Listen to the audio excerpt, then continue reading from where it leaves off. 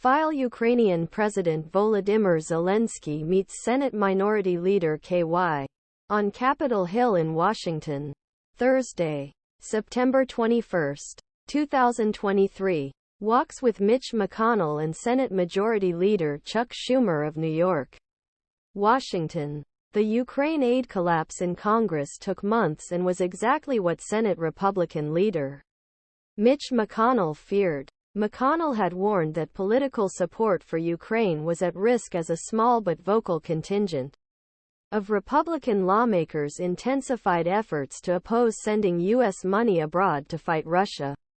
The Republican leader, who visited Kiev and prioritized U.S. support for Ukraine, sought to channel the far-right wing of his party, first in a series of high-profile speeches this summer and then by making direct overtures to the White House.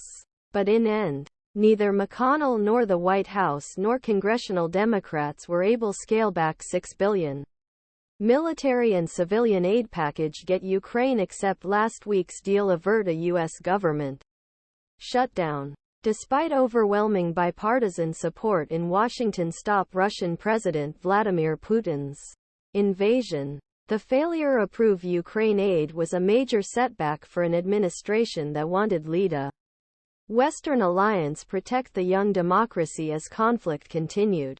It also shows dangers ahead for Washington as hardline Republican lawmakers minority in Congress, many of whom are aligned with Donald Trump, party's leading candidate 2024 presidential race, flex their power to defeat will of majority. The next steps are quite unclear. This concerns me, President Joe Biden said last week.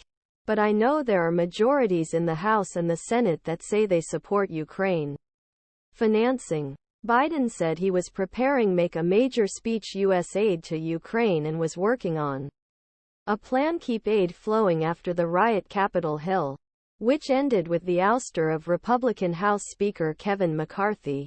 As Washington regroups, sudden shift has unleashed political blame for White House and Congress failure to work around small but growing minority of lawmakers who are endangering aid. Not another penny for Ukraine. Rep.